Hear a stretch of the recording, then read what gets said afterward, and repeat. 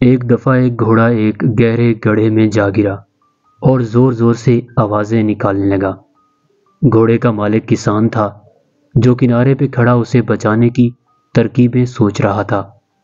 جب اسے کوئی طریقہ نہیں سوجھا تو ہار مان کر دل کو تسلی دینے لگا کہ گھوڑا اب بوڑھا ہو چکا ہے اور اب میرے کام کا بھی نہیں رہا، چلو اسے یوں ہی چھوڑ دیتے ہیں، اور گڑھے کو بھی آخر کسی دن بند کرنا ہی پڑے گا، اس لیے اسے بچا کر بھی کوئی فائدہ نہیں۔ یہ سوچ کر اس نے اپنے اپنے پڑوسیوں کی مدد لی اور گڑھا بند کرنا شروع کر دیا۔ سب کے ہاتھ میں ایک ایک بیلچہ تھا جس سے وہ مٹی، بجری اور کوڑا کرکٹ گڑھے میں ڈال رہے تھے۔ گھوڑا اس صورتحال سے بہت پریشان ہوا۔ اس نے اور تیز آواز نکالنی شروع کر دی۔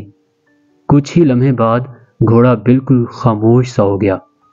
جب کسان نے جھانکا تو یہ دیکھ کر حیران رہ گیا کہ جب جب گھوڑے کے اوپر مٹی اور کچرا پھینکا جاتا ہے تب تب وہ اسے جھٹک کر اپنے جسم سے نیچے گرا دیتا ہے اور پھر گری ہوئی مٹی پر کھڑا ہو جاتا ہے۔ یہ سلسلہ کافی دیر تک چلتا رہا۔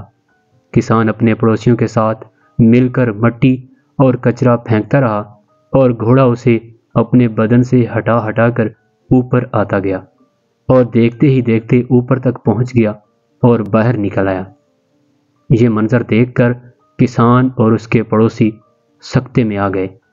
زندگی میں ہمارے ساتھ بھی ایسے واقعات رونما ہو سکتے ہیں کہ ہمارے اوپر کچرا اچھالا جائے، ہماری کردار کشی کی جائے، ہمارے دامن کو داغدار کیا جائے، ہمیں تان و تشنی کا نشانہ بنایا جائے۔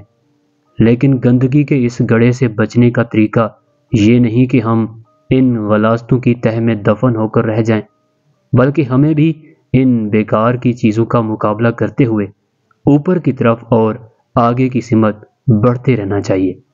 زندگی میں ہمیں جو بھی مشکلات پیش آتی ہیں وہ پتھروں کی طرح ہوتی ہیں، مگر یہ ہماری عقل پر منحصر ہے کہ آیا ہم ہار مان کر ان کے نیچے دب جائیں یا ان کے اوپر چڑھ کر مشکل کے کنویں سے باہر آنے کی ترکیب کریں۔